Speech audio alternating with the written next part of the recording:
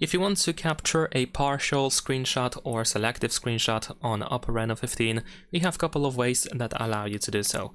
The main way to capture a partial screenshot is with 3 fingers. You can press and hold 3 fingers on the screen, and then you should be able to select the area that you want to capture. You can still adjust the area in case you selected it in a wrong way or something.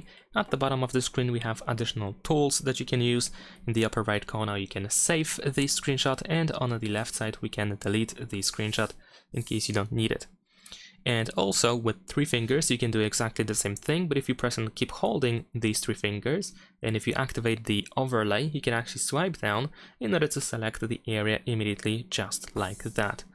Now in case these two if this 3-finger gesture doesn't work for you, you can go to settings, then over here choose accessibility and convenience, and then in here we should be able to go to screenshot, and in here we have the 3-finger touch and hold option, which can be enabled or disabled, so you want to make sure that it is on.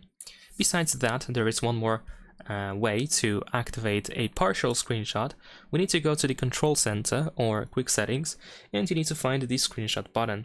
If you find it, you want to tap on the screenshot text, not the button, but the text below the button.